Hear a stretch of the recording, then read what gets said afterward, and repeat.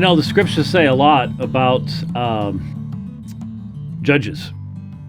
In Israel, judges were established by God very early on, and the foundation upon which they were to judge, their duty to honor God and His law in judging God's people.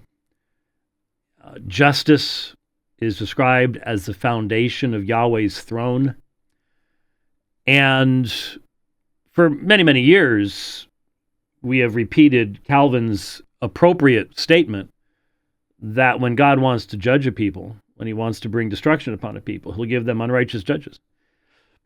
Because it's one thing to have law, but we all know that law must be interpreted and applied. And when you have unrighteous judges, when you have judges who do not feel that they are under the authority of the law, they do not have to interpret the law as it was intended to be interpreted, or if they actually hold to a worldview that says no one knows, no one can know what was intended by this law. Now, of course, you can have legislatures and legislative bodies that create laws that can't be interpreted by anybody, and they're just a mess in of themselves. Okay, that's true. But when you have something like the Constitution of the United States that has a particular context to it, are there sections of the Constitution that rightfully could be disputed as to exactly what was intended initially? I suppose. But most of it, no, it's pretty straightforward, pretty clear.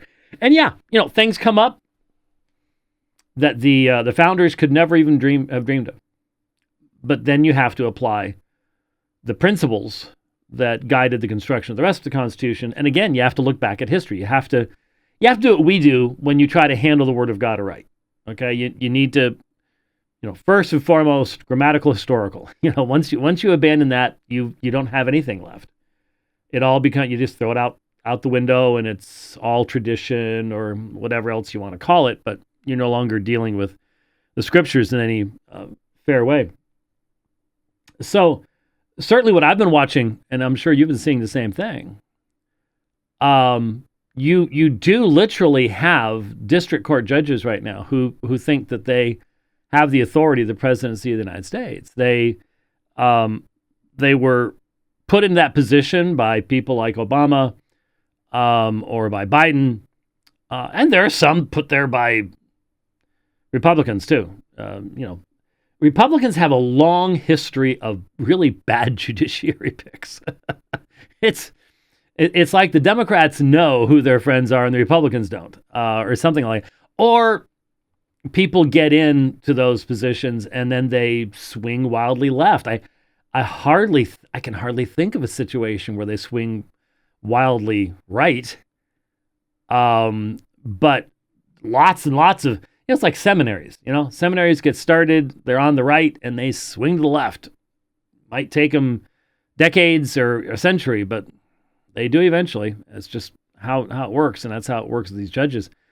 And so I'll just be honest with you. I look at the situation again. I say what I said in the last program. There are two nations living within one set of borders, and the more I watch these, I mean,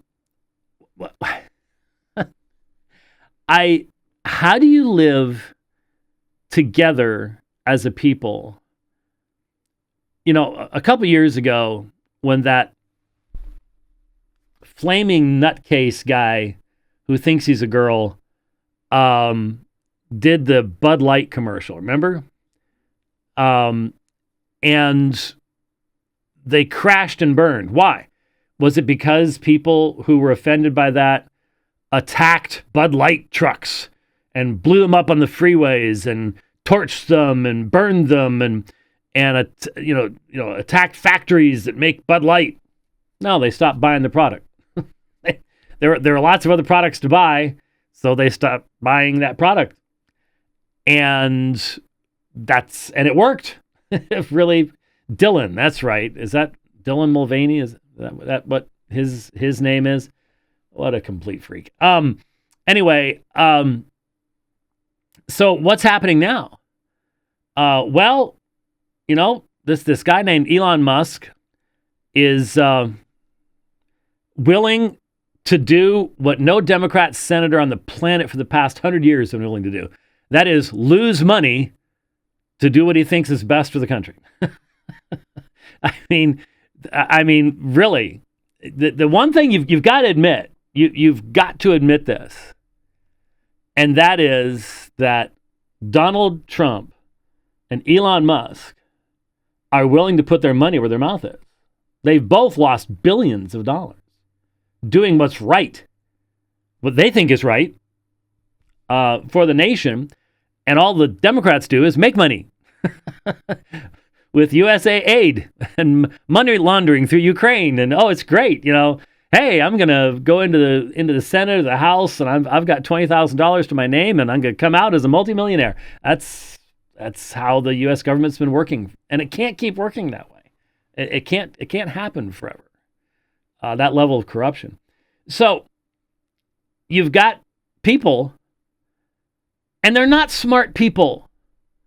I'm sorry. How many more keying of Tesla videos do we need to see before we recognize that the people doing this are not smart? These cars have a Sentry system. They videotape this stuff, and they videotape it in high quality. And did you see the guy up in Colorado? The car's parked in front of his apartment. All you do is switch over to the other camera. There's his apartment. There's the address. I mean, knock, knock, knock. Hey, stupid. Wow. But why? What do they accomplish? People burning down Tesla stuff. I'll be honest with you. I'm looking into, and I mean this seriously. Tesla stock would be a really good buy right now. And I've got a 2019 Subaru, and we're having to put a fair amount of money into it to get it up to specs again and stuff like that. It's like, the grandkids live a long ways away now. I wonder what is the range of a Tesla again? Could it get out to where they are and then back again? I don't know, but I have a feeling the wife's going to want to be putting some miles on a vehicle. We may have to invest in something that we could put a lot of miles on, and it's making me think that. What do they think they're accomplishing? This is the difference. There is still the remnants of a Christian worldview in conservatism. Now, crisis conservatism can be just as reprehensible as anything else. And I'm seeing that. We are seeing a lot of that. There's no two ways about it. But there's still, still something there that makes most conservatives go, I'm not going to key this guy's car. Just because I can tell. And the funny thing is, until just a few months ago, EVs were, I didn't want an EV. I was, how far could I pull an RV with an EV? I need an ERV, which there are some out there. They ain't very big, but there are some that are just basically nothing but solar panels. And those are cool. I mean, hey, if I had solar panels all over a Tesla Cybertruck and the thing had solar panels, as long as the weather was good, I might be able to get someplace eventually. But it would take a while. But I never even thought about these things. But yeah, I'm thinking about it now. That's really a possibility. But it's just that mindset that destroy most of these people. They were big EV fans until a few months ago. So I wonder how many left-leaning,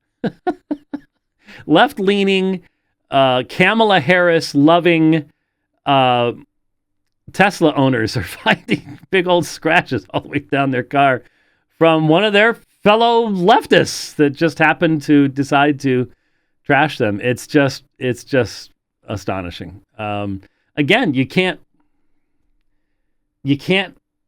There has to. some of the rhetoric that we're hearing in the Christian nationalism stuff is, well, look, a nation has to have a common culture, a common direction. That's true. It doesn't matter what color your skin is. You can have that common direction and common culture. It doesn't require, that you have IQ tests and have everybody in your populace IQ tested to find out. But it's true. You cannot have, a nation divided against itself cannot stand. And I have never seen a nation more divided than this nation right now. This election has made that very, very clear. And right now, one side is in control, but how long is that going to last?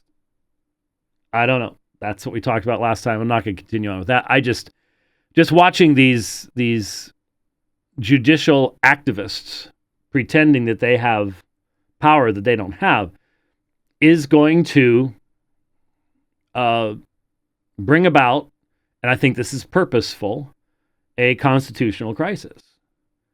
And that's not a bad thing if what's been going on all along has been unconstitutional in the first place.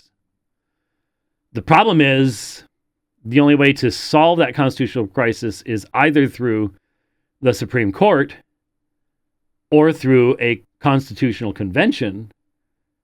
And when you have a nation divided 60-40, 50-50, how does that even happen? How does that, I don't know. I don't have the answers. I'm just sitting here going, if we were smart, we would be applying biblical standards. You were reaching. Yeah, you were reaching. I've heard for so many years all these conservatives calling for a constitutional convention. And what's always driven me crazy is you don't think that the liberals show up? Yeah, well. You do a constitutional convention and the result will be your worst nightmare because they're going to bring a majority because they have majority populations in these states that they're in. Yep. And a constitutional convention is basically everybody's equal across the board. But the other side of that coin is you get a national divorce as a result. Yeah. It's hard to it's hard not to see what's going on and recognize the people that are trying to make it happen. So anyway, okay. I don't want to do this, but I think it's necessary to address this.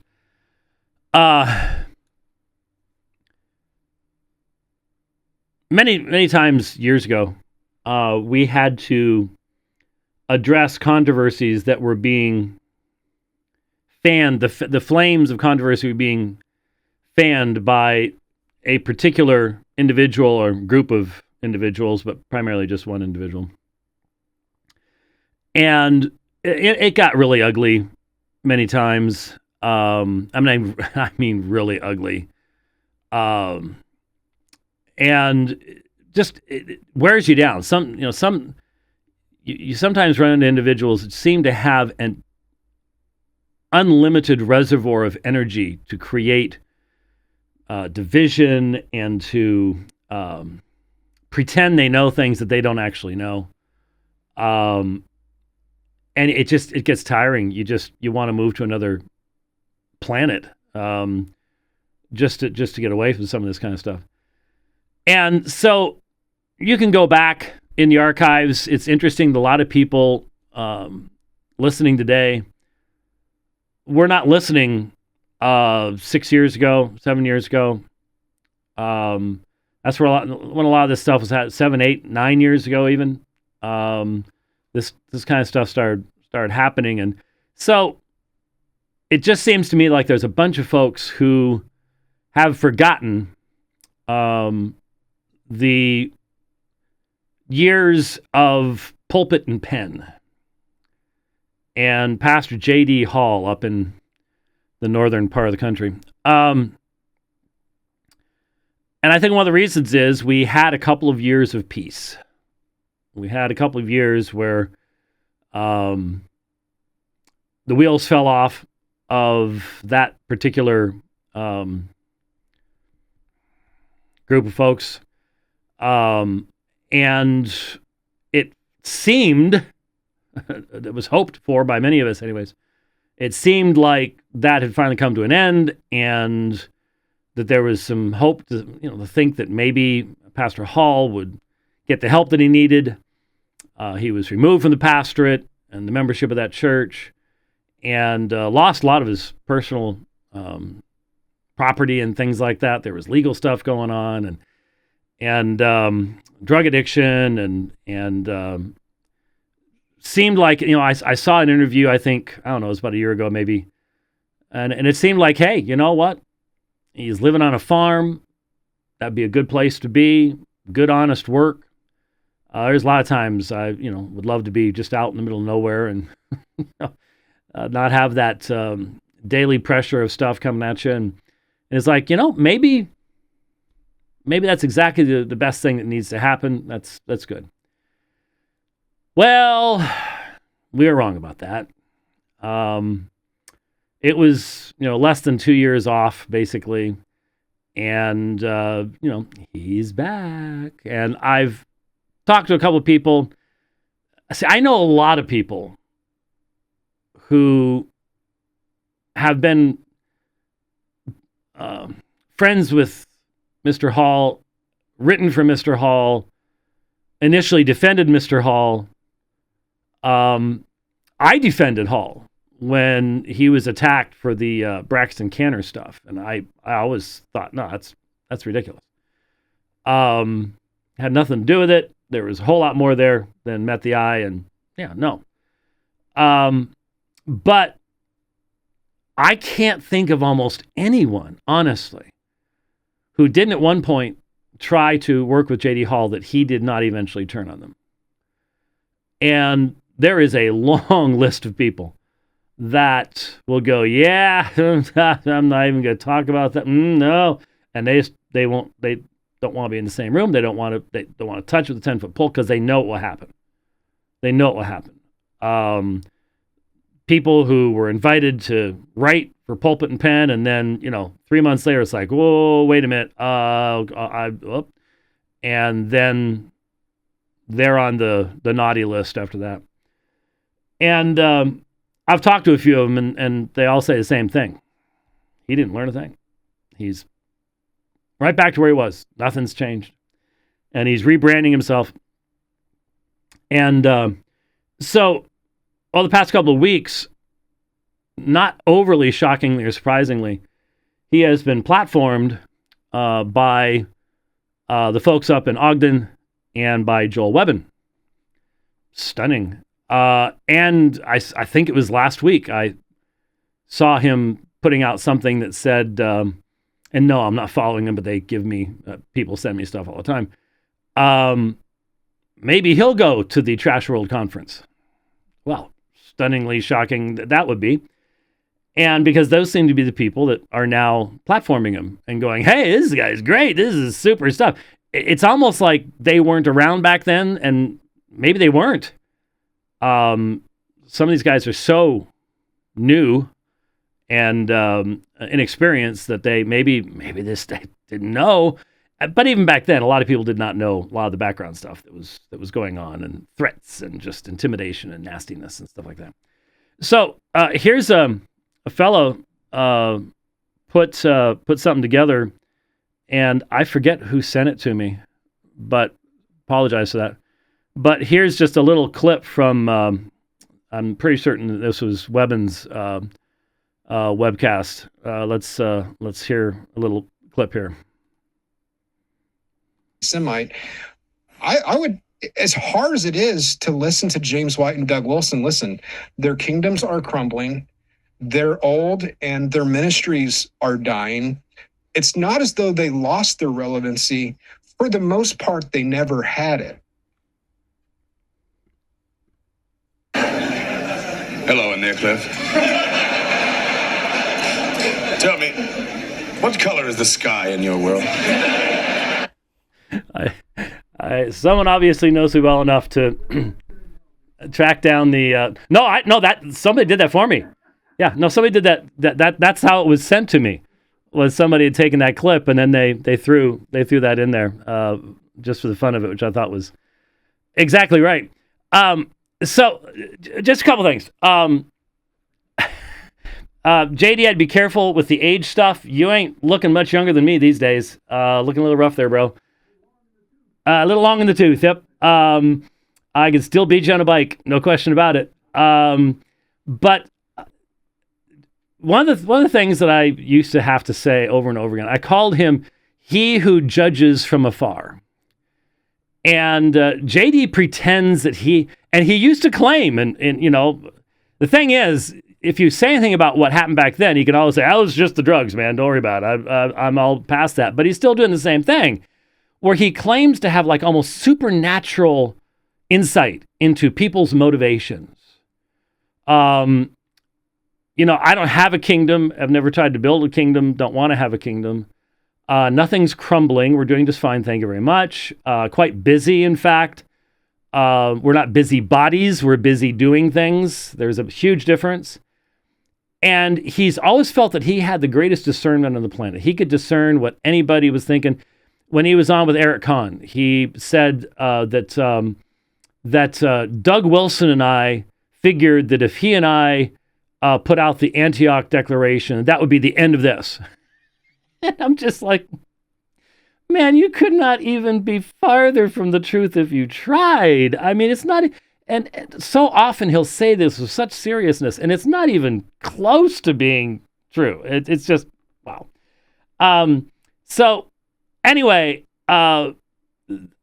you look at this situation. There's two things I just wanted to say. A, God gets to determine who's relevant and who's not. And honestly, most of that's going to be seen with clarity in the age to come. And I will be more than happy. You know, my prayer is we're about 43 years into this. You know, let's say this old body makes it through 50 years of this. You just want to finish well. You want to be consistent. You want to have done the same thing, only better as the years have passed. And, you know, I could sit here and do the Paul thing, you know, because there a couple times Paul goes, you've driven me to this. You've driven me to boasting. But here we go, you know, and he goes through his stuff. And I could sit here and go, have you guys ever had anyone come up to you out of the blue, maybe even on another continent, and say, I was saved out of such and such a group by your ministry? How about anybody come up to you, I was about to commit suicide before your book on grieving stopped me? Anybody? Most of these guys weren't even hardly active 10 years ago, or if they were, well, we won't get into that.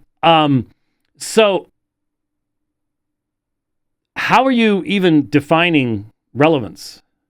You know, he likes to talk about, well, this is just we're a small community. That's true. That's true. We have never even pretended to try to do the breakout thing and do the stuff that some of these YouTube influencers are doing. You know, I don't have any sound effects. Don't have any special effects. I'm not bringing. Who are these two twin brother guys? Have you seen the Hodge twins or something? Have you seen any of that? It's supposed to be these conservative guys, and yet they have these wild and just gross people on. Andrew Tate and all the rest of that kind of stuff. It's like, no, not trying to do any of that. We're servants of the church. We seek to edify the church, and there's only a certain portion of the evangelical church that's going to listen to what we have to say, and we're perfectly fine with that. We built this ministry to be lean and dissolvable. In other words, you know, there are a lot of people who do the legacy ministry thing, and you know, you try to run stuff on somebody's name for 50 years after they croaked. Doesn't work. Not from my perspective. Not something we've ever wanted to do. So, yeah, I I just would suggest that the individual saying these things really is not reflecting real well on his own history to be saying this kind of stuff. But we leave that to the Lord, and that's the only place it can be left. But the main reason that I actually wanted to respond to this was to warn, Uber Eats wants me to order dinner already. I'm not sure how that gets through there. I want to warn the folks that are platforming J.D. Hall. And part of me doesn't want to do this. Part of me is like, okay, I think I just sit back and watch this now because I know it's coming. Yeah, get some popcorn. Guys, little hint for you here. It may take 5 or 6 years, but here's a little warning for you. There is a long line of people who will testify that what I'm about to tell you is absolutely true. Unless you absolutely walk the line, unless you keep your mouth shut when J.D. Hall goes after a friend of yours or a colleague of yours, or just goes after a whole topic where you're like, well, wait a minute, whoa, what? You got to keep your mouth shut, or he will come at you, and everything you've ever said to him in any context at all will be absolutely fair game. And there's a bunch of people in this audience right now going, been there, done that, got the t-shirt. I'm just warning you. And like I said, there's part of me that's like, these guys, let them learn. If you want to platform somebody with that kind of history, just simply to get clicks, well, you're going to discover that as long as he can get clicks by being nice to you, you ever get in a situation where he feels like his clicks are being threatened, because you all didn't listen to this stuff, but I had to listen to this stuff years ago when he was talking about Pulpit and Pen, the Rolex of polemics blogs, and he'd talk about how many downloads and how many visitors, and he was just, numbers were everything. It was just, wow, we are so big and important and stuff like that. You get yourself in a position where you diminish his possibility of getting those numbers. Look out. When it happens, you're not going to be able to blame me. I actually took the time to warn you about what's coming. Yes, sir. We should always keep in mind that there are certain men that when you shake their hand, you have an instinctive need to wipe your hand off on your pants. There are other men. You just need to make absolutely sure that after you shake their hand, you count your digits. And you used to call this guy. You used to try. We had a few exchanges. I have a tendency to yell when I want to get my point across, and I did that. And I made sure that I had a headset. Yeah, you used to try. Dominated the conversation. You tried more than I did. Yeah, there's no two ways about it. A lot of people did. There were some names I could name that backed him up for years, and he still turned on him. It's just the way it works. So you have been warned. You will not be able to look at me and say, "Oh, why didn't you?" And it's like, yeah.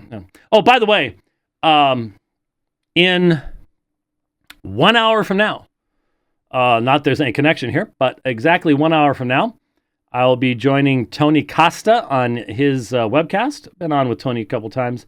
He's actually coming out here to Phoenix. He's doing a debate, an Islamic debate. Unfortunately, it's the same weekend that I'll be in Louisiana doing the debate with Doug Levesque on King James only stuff. And so I won't be able to be here, but I've arranged to have him preach an apologia on that Sunday. So those of you there Yes, sir? You need to remind me, the other debate, we need to get information about that so I can get that posted up. And the Google Play, our app is back in on Google Play. So those of you who've been trying to get it and haven't been able to, it's back there for you, and it's functioning, working all peachy keen now. Yeah, so April 10th, Calhoun, Louisiana. I'm trying to find, I don't know that I think the emails that I have here are all,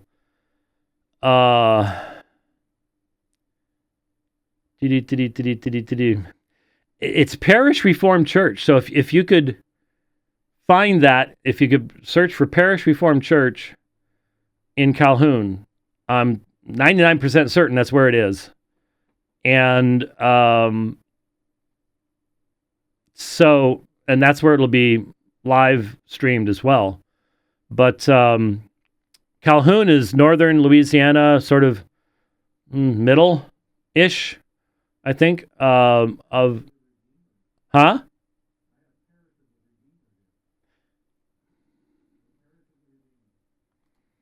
Yeah, I've just got...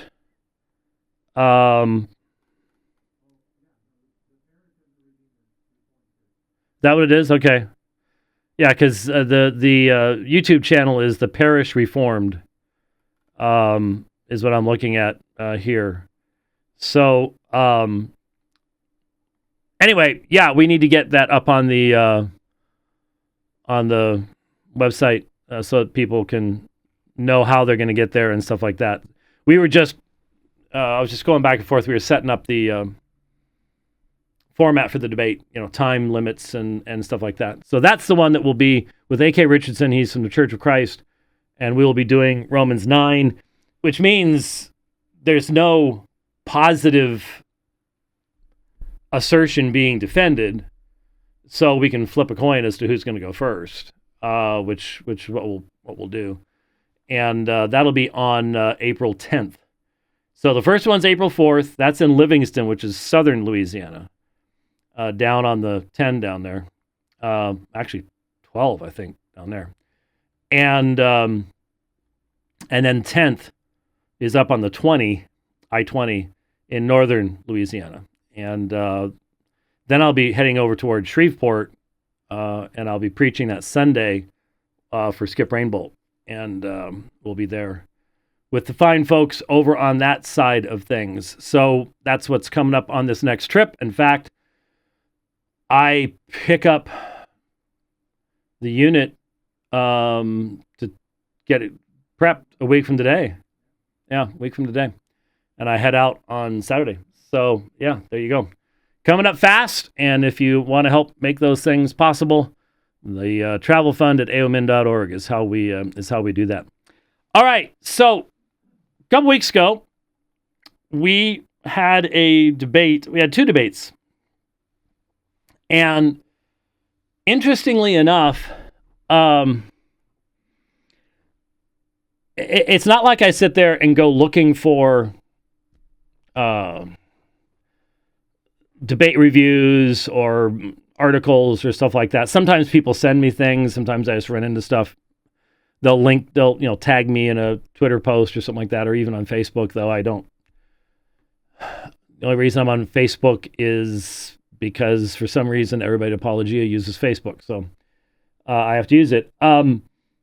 Anyway, what's interesting to me is it just doesn't strike me that the actual heart of both debates has been really touched upon almost at all since the debate themselves. In both instances, especially the one with Joe Heschmeyer, something else has just completely distracted from any relevant discussion of what the topic was.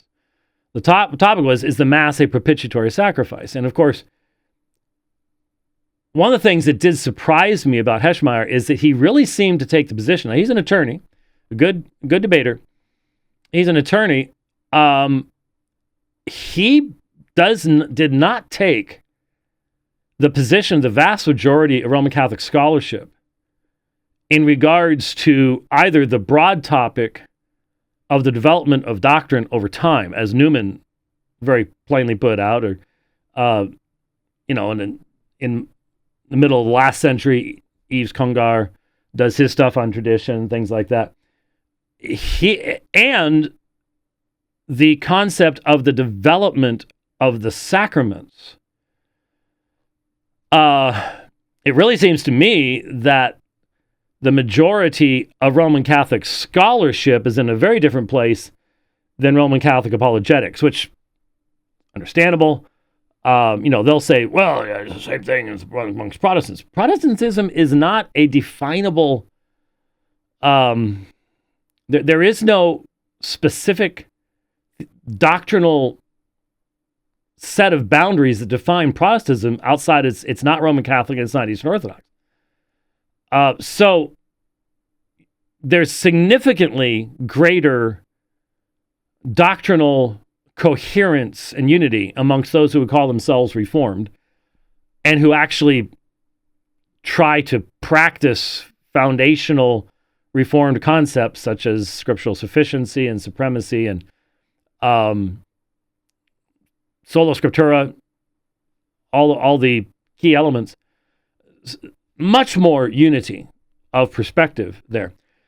And within Roman Catholicism, on the scholarly side, there is, seems to me, pretty much a consensus. And of course, they would say, they're just a bunch of liberals. And, when I hear that, I get it. I know that there are liberal Catholic writers, and I can't tell you how many times I will quote some father, a book with the nihil obstat and the imprimatur on it, which means nothing anymore. And my debate opponent or people afterwards, that guy's a liberal, or you shouldn't quote him, blah, blah, blah, blah. And I'm like, has Rome corrected him? Because you want to sit there and tell me that Rome can interpret the Bible for me, but Rome can't interpret its own teachings and protect its own people from professors and teachers in their own institutions that are teaching the wrong things? I've never understood that.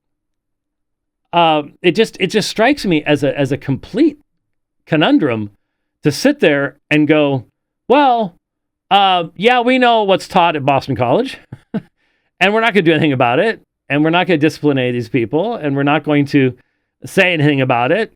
But yes, you have to believe that our interpretations are infallible, even when we don't seem to care enough to make corrections about them, which does not make any sense to me at all. It really doesn't. So anyway, it does seem that the consensus amongst Roman Catholic sacramentarians or sacramentologists is they recognize the development of the sacramental system within Roman Catholicism, and that it wasn't in place immediately after the apostles.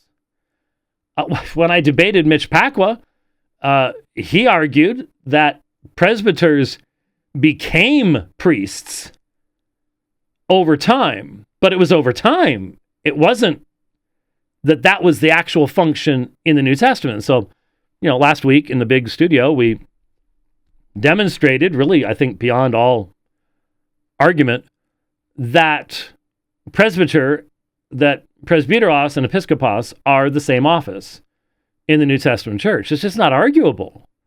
They're used interchangeably, even in the same context. So I was a little surprised that Heschmeyer was basically saying, well, we know they were priests because they were doing priestly things. And I'm like, priestly things you've defined later on. You're reading your entire theology backwards here. It really is a denial of Newman's development hypothesis, which really became super popular and had to be super popular in the last century. And I've certainly debated a number of Roman Catholic apologists who were dependent upon Newman. I've debated in the Newman Center in London, I believe it was. We were in the Newman Center at one of the places I had a debate there. But now it's like, well, no, actually I'm going to make the actual assertion that, yes, they were priests and they were doing these priestly things. And I was a little taken aback by that. But even then, we never got a definition of what propitiation actually is from Joe Heschmeyer. I tried to bring this issue up, but it's a little difficult when you're in the negative, and the other side doesn't really define its position real tightly. You don't have a whole lot of time to be adding to the definition of their position, especially later on in the debate. And so I did briefly bring up the issue of indulgences. And you might go, it's a different topic. No, it's not. No, it's not. The classical, and who knows if this will remain the classical Roman Catholic doctrine. And don't sit there and say, well, if it's been defined as dogma, it can't be changed. No, I'm sorry. That doesn't work in your system. You have placed ultimate epistemological authority in a single individual in a single office.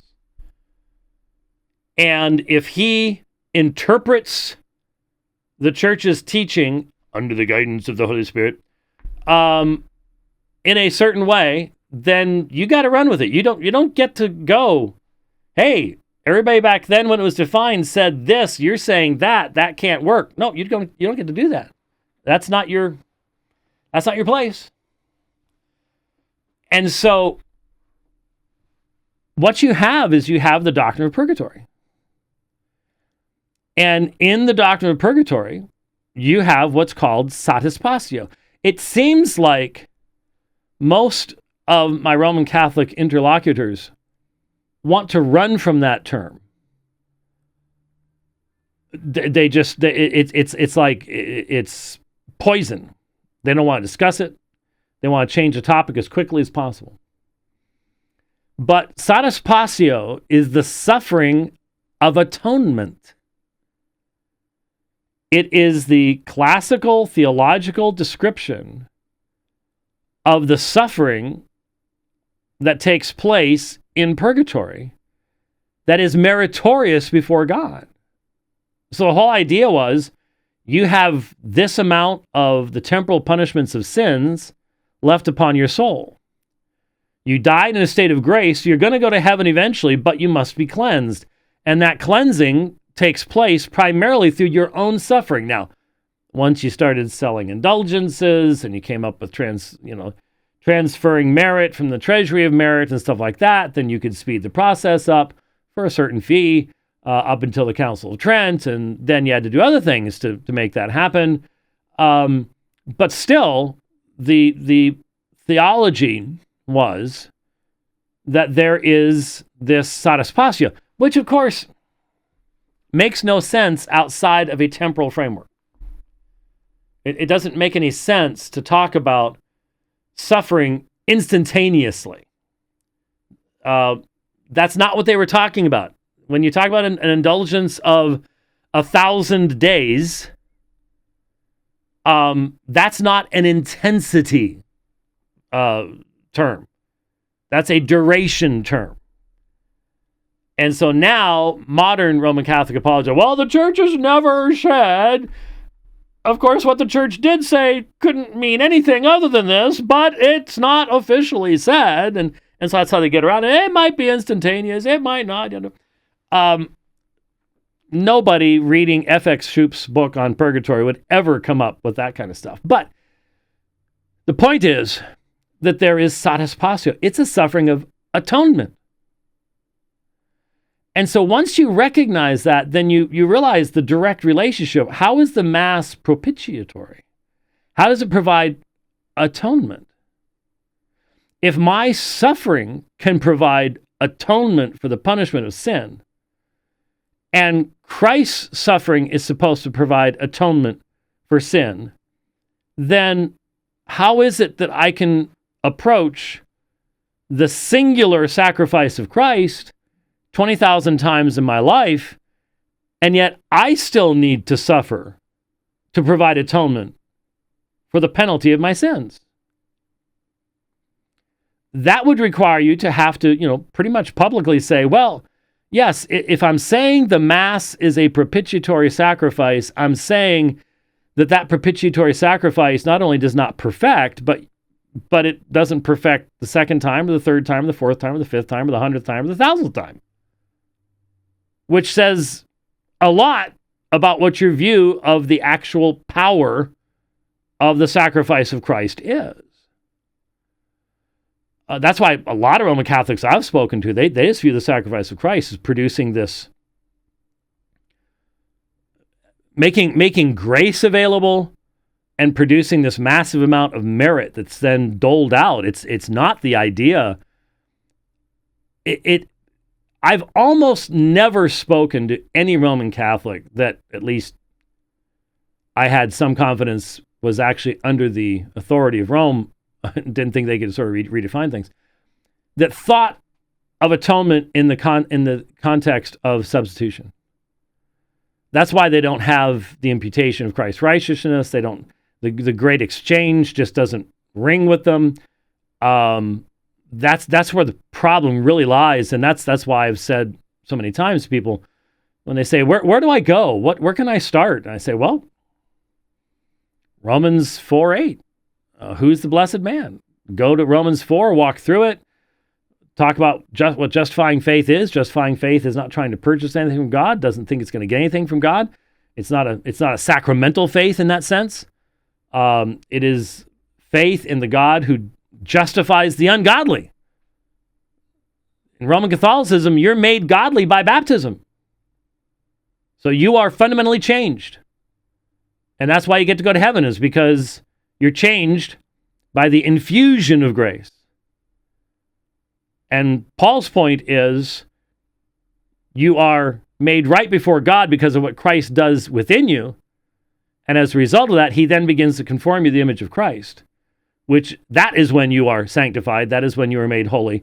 But that's not the basis by which you go to the presence of God. The reason you go into the presence of God is because of an alien righteousness. It's not your own. Your own righteousness is as filthy rags.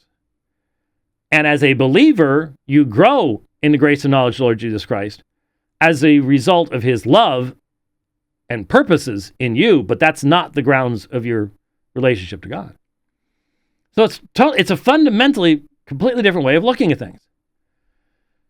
And unfortunately, it ended up far more focused on what somebody in the early church believed. And again, he seemed to have the idea. It really caught me by surprise. That the theology he possesses today was what was being believed in the earliest centuries. So again, Roman Catholic scholarship, development over time, multiple threads coming together. I mean, purgatory. If you're quoting from 3rd and 4th century sources, there is no purgatory yet. Are certain elements of it starting to develop? Yeah, but you can look at 1 century and see one writer here and one writer 700 miles away, and you can see one necessary part of purgatory in this guy. It's not in this guy, but he has a different necessary part that's not in this guy. And it's only going to be down the road that those two parts are going to be put together. And now you've got to bring in some more parts after that and some more parts after that. This is how things develop in history. And Roman Catholic scholarship has admitted this, but that's not what we were getting. We were getting, nope, this is what we believe today about sacerdotal priesthood and the power of the priest to bring about transubstantiation, sacrifice the Mass, and all the rest of that stuff. And even though we did at least have enough time when I was doing the questioning, because he went to Malachi 1:11 and Isaiah 66, and he went to these passages, and I'm like, okay, yes, the early church cited these things. They did. But let's read them. Are they actually saying what you're saying they're saying? they're not. It's sort of like the same total abuse of the Maccabees text, supposedly in defense of purgatory. It doesn't say what they're even trying to make it say in the first place. So we did get a chance to get to some of that, but it just seemed like there was so much ground that we were covering between Old Testament prophetic texts, Hebrews, and then the weird part. And I've only got a few minutes to cover this. I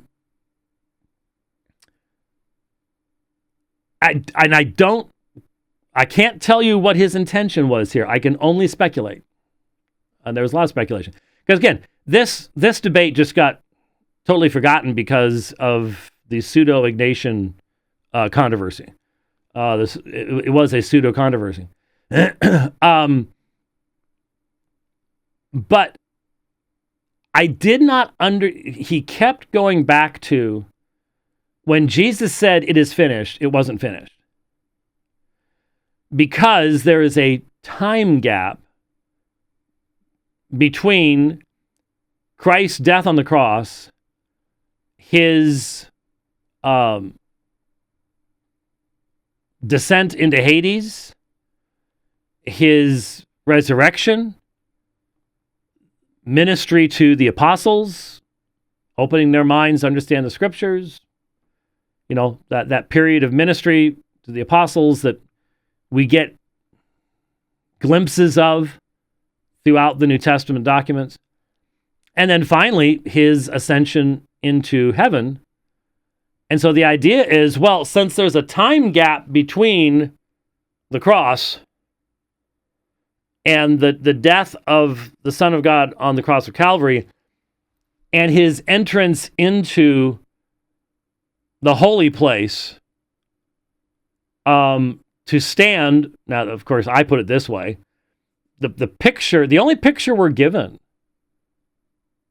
of Christ as intercessor is in Revelation chapter 5. And what is it? It's the Lamb, what? Standing as if slain.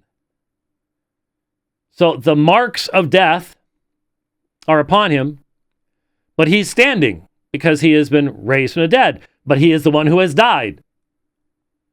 And so if you are united with him, then you can stand in the very presence of the Father because he is worthy. And so I really don't understand what the significance was of saying, yeah, but there was like 50 days. Well, okay. So there were, how many years were there between the protevangelium and the promise of the coming of the Messiah, that he would bruise which you all misinterpret that one too, but bruise the serpent's head, and that's not Mary, and the fulfillment in Christ? It was a long time. So, redemption was worked out in time. I did at one point go, well, think about it this way. Ephesians chapter 2 tells us that we are already seated in the heavenly places in Christ Jesus. But we're not looking very glorious here tonight. So there is a now and a not yet. There is a certainty of fulfillment, but then the outworking of these things in time. So what does that have to do with the Mass of the propitiatory sacrifices? So I've thought about that, and the only thing I can come up with is if you can make it so that it is finished doesn't mean it's actually finished, and say that there can be a time gap less than 2 months, if you're going to really push it this way from then to ascension, and there's a time gap, then we can lengthen that time gap way out, and then that will fulfill the quotation that I gave. And I had not used this, I wish I had brought this up. I'm not sure I can grab it fast enough. But there was the uber duper super, I didn't put this in any of my books. I don't know if, here, is this it? Let's see if this is it. Oh, man.